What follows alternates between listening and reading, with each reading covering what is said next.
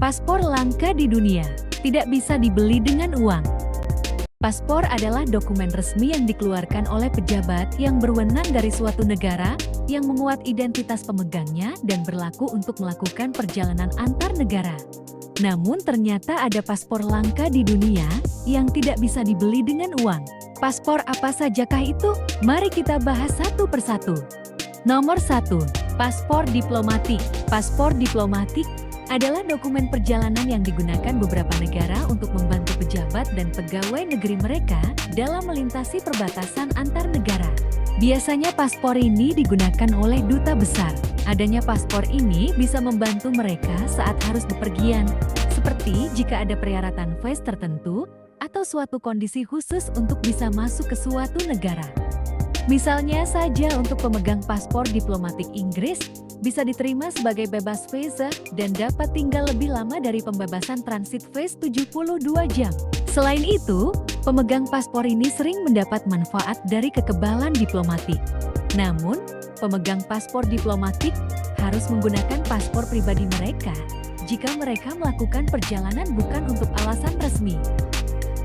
2. Paspor khusus. Paspor khusus adalah jenis paspor yang dikeluarkan untuk pegawai negeri sipil yang bekerja atas nama negara dan keluarganya selama 5 tahun dan selama memenuhi persyaratan tertentu. Paspor khusus ini juga memiliki banyak keistimewaan. Nomor 3. Paspor pekerjaan.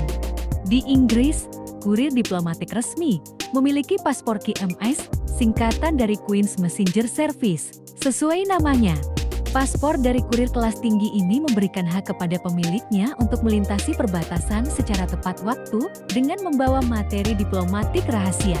Tukang pos kerajaan bukan satu-satunya yang memiliki paspor ini. Beberapa organisasi internasional juga memiliki dokumen mereka sendiri.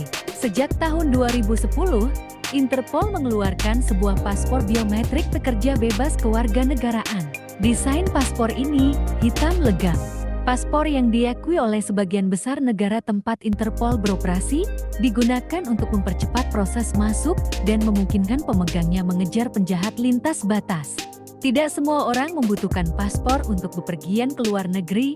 Contohnya saja Ratu Inggris. Dia tak perlu membawa paspor untuk berpergian ke luar negeri. Namun, tetap saja ada beberapa kasus lain saat formalitas paspor tidak diperlukan.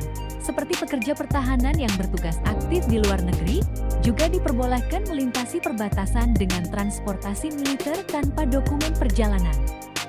Mereka yang mendapat KH itu, seperti kontingen 55 anggota DOT Singapura, Disaster Assistance dan Rescue Team yang datang ke Christchurch segera setelah gempa tahun ke-2011.